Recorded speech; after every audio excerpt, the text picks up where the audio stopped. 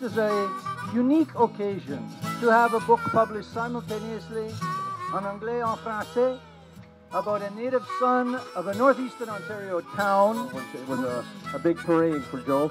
But Joe came back to Gugama with his four-legged wolves.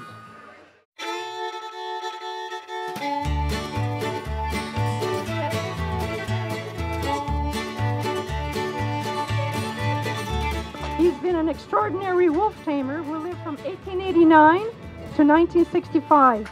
The 30 years or so that LaFlamme lived here in Gugama have propelled him on the international scene.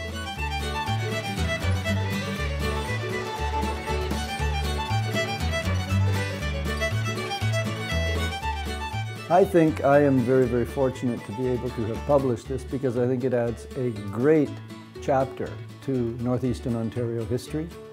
This man was part of the history and he disappeared. I do feel that it is very important to have, you know, a documented book on Joe LaFlamme. There's so many stories, and he is a famous legend. The life of Joe LaFlamme, I think it deserves to be told. People will get to know him.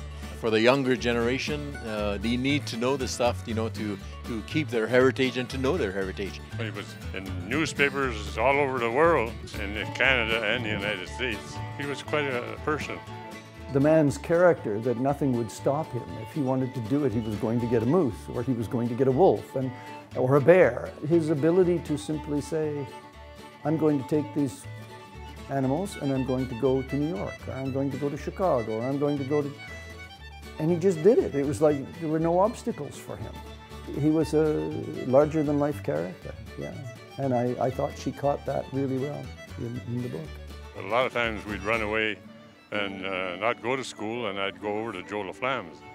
And Joe would never try to tell us to get out or go home or whatever. He sat you down and he fed you. He reminds us of a time when, I mean, Joe would not be allowed into Toronto with his wolves anymore on the streets. It just wouldn't happen. And this was a time when we were a younger country, where we were in some ways a more innocent country, and Joe showed us that we could be larger than ourselves. It's a very good read. She tells a very good story. And sharing this wonderful story of the legend that we do have, I think it's terrific. Suzanne's done a great job, you know, depicting Joe as who he is, who he was, and I'm sure there's so many other stories out there that she'll probably get more ideas, and hopefully there'll be a sequel to her terrific book.